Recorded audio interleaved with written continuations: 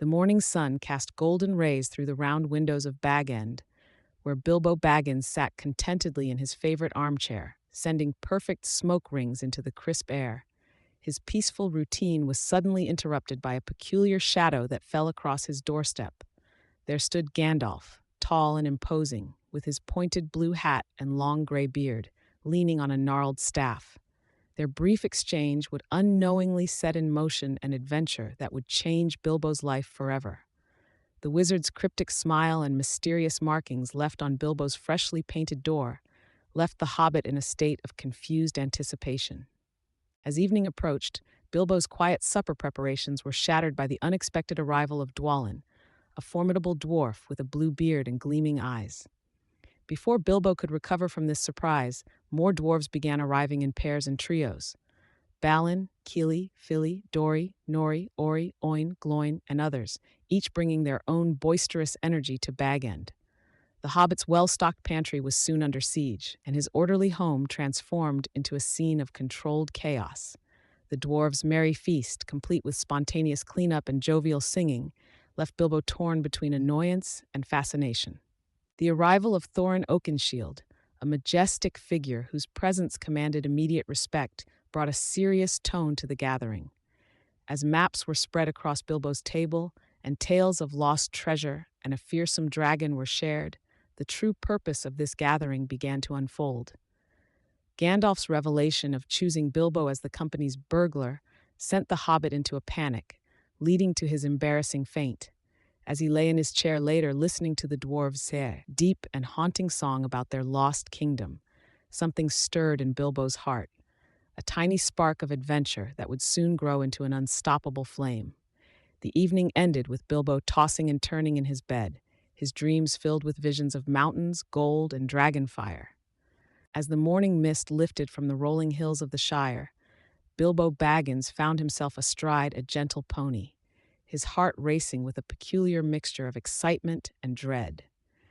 The company of dwarves, led by the stern Thorin Oakenshield, wound their way through the peaceful countryside like a colorful serpent. The morning sun caught their bright hoods and glinted off their weapons, creating an almost magical spectacle. Gandalf rode at the front, his tall, pointed hat serving as a beacon for the others to follow. Bilbo couldn't help but notice how the familiar landscapes of his homeland began to take on a different character, somehow more wild and mysterious with each passing mile. The comfortable predictability of his hobbit hole seemed to fade like a pleasant dream, replaced by the raw adventure he had unknowingly signed up for.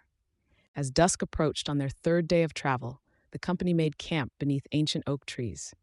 The dwarves, despite their gruff appearance, filled the evening air with deep, melodious songs of lost gold and ancient halls. Bilbo, wrapped in his warmest cloak, found himself entranced by their tales of dragon fire and noble deeds. Bombur and Bofur prepared a hearty stew that sent aromatic swirls of steam into the cooling air, while Fili and Kili entertained the group with tales of their own adventures. Yet as night deepened, strange sounds began to echo from the darkness beyond their campfire's light. Gandalf grew unusually quiet, his eyes fixed on the shadows between the trees, and Thorin's hand never strayed far from his sword hilt. The weather turned against them as they ventured into more rugged terrain. Rain poured from leaden skies, transforming the path into treacherous mud. Through the deluge, Gandalf shared ancient tales of the lands they passed, stories of forgotten kingdoms and battles long past. The dwarves grew somber as they recognized landmarks from their people's history. Bilbo, cold and miserable atop his pony, began to notice strange markings on weathered stones they passed, remnants of an age when these lands were less wild. The company's mood darkened further when they discovered fresh tracks that shouldn't have been there, large, heavy prints that made even Thorin pause in concern. As lightning illuminated the sky, Gandalf announced they needed to make haste to safer ground, though his definition of safer left much to be desired in Bilbo's opinion.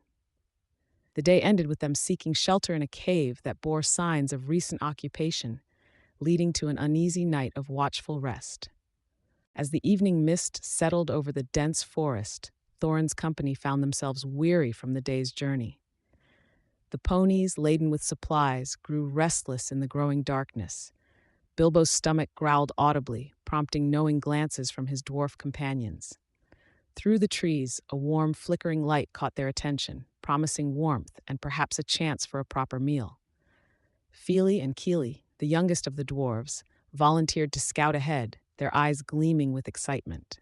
Bilbo, despite his hobbit instincts warning him otherwise, found himself drawn to the mysterious glow, his curiosity overshadowing his usual caution. The source of light revealed itself to be a massive campfire, around which sat three enormous mountain trolls, Tom, Bert, and William, their grotesque figures hunched over a large cauldron, arguing about the seasoning of their mutton stew. Bilbo, attempting to prove his worth as a burglar, crept closer to their camp. The trolls' crude conversation echoed through the clearing as they complained about eating the same meal for weeks. In a moment of either bravery or foolishness, Bilbo attempted to pickpocket William's enormous purse, only to be caught when the purse squeaked, a clever trap designed to catch thieves. The ensuing chaos brought the dwarves rushing in one by one, each ending up in a sack or tied to a spit over the fire. As the trolls debated whether to roast, mince, or sit on their captives, Gandalf's timely return proved crucial. The wizard cleverly kept the trolls arguing until the first light of dawn peeked through the trees.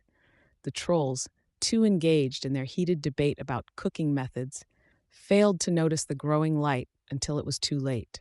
With the first ray of sunlight, their skin began to harden, transforming them into stone where they stood, frozen in their last poses of argument. The dwarves, once freed from their sacks and the spit, found themselves both humbled and grateful. Thorin's pride had taken a blow, but the discovery of the troll's cave nearby promised to make their misadventure worthwhile. The stench of troll horde filled the air as they approached the hidden entrance, wondering what treasures might lie within. As the weary company descended into the hidden valley, Bilbo's heart skipped a beat at the sight before him. The last homely house, east of the sea, emerged like a dream through the misty evening air, its elegant architecture seeming to dance with the waterfalls that cascaded around it. Gandalf led them down the winding path, while Thorin maintained his characteristic stoic expression, though even he couldn't completely hide his wonder. The air grew warmer, carrying the sweet scent of blooming Eleanor flowers and the distant sound of elvish songs that seemed to weave through the very fabric of reality. During their stay, Bilbo found himself wandering the moonlit corridors of Elrond's house, each night discovering new wonders. The elvish lord proved to be both wise and mysterious, his ageless eyes holding secrets of centuries past. One evening, while the dwarves rested in their quarters, Elrond revealed the hidden moon runes on Thorin's map. The chamber fell silent as ancient words came to light, speaking of a hidden door and a key moment that would determine their fate. Bilbo watched from the shadows as Thorin's hands trembled slightly, holding the map that now revealed far more than mere paths through the wilderness. The days of rest passed too quickly in the timeless valley. Bilbo spent his final morning in Rivendell's vast library, breathing in the scent of ancient tomes and trying to memorize every detail of this magical place. But storm clouds were gathering in the distance, and Gandalf's expression grew increasingly troubled with each council he held with Elrond. As the company prepared to depart, loading their fresh supplies and checking their weapons, Bilbo caught a glimpse of something in Elrond's expression, a shadow of concern that made the hobbit's heart grow heavy. The path ahead would lead them into the wild once more, but now they carried not only provisions from the elves, but also the weight of prophecy and ancient warnings. As thunder rolled across the jagged peaks, Bilbo and his dwarf companions huddled against the narrow mountain path, their cloaks whipping violently in the wind. The rain fell in sheets, transforming the treacherous trail into a slippery nightmare. Thorin's voice barely carried over the howling gale as he urged the company forward. Through the curtain of rain, Bilbo caught glimpses of the dizzying drop beside them, the valley floor lost in swirling mists far below. Feely and Keely helped steady the hobbit as his feet struggled to find purchase on the wet stone. The storm's fury seemed almost personal, as if the mountains themselves resented their presence. The true terror began when the mountains came alive. What they had mistaken for rocky outcrops were actually the slumbering forms of stone giants. As these colossal beings awakened, the company found themselves caught in the midst of a deadly game. Massive boulders soared through the air as the giants engaged in their ancient battle. Bilbo pressed himself against the cliff face, heart pounding as a boulder the size of Bag End crashed just above them. The path beneath their feet became part of a giant's leg, splitting the group in two. Bomber's terrified yell was lost in the chaos as their section of the mountain began to move. Through flashes of lightning, they watched helplessly as their companions on the other leg swung precariously through the storm-filled air. When they finally found the cave, it seemed like salvation. The company stumbled inside, grateful for any respite from the storm's fury. Dwalin carefully inspected the cave's depths while Balin advised against lighting a fire, despite Ori's shivering protests. Thorin ordered everyone to rest while they could, but sleep proved elusive for Bilbo. The Hobbit lay awake, listening to the storm outside and the echoing snores of his companions. Something about the cave felt wrong, though he couldn't quite place it.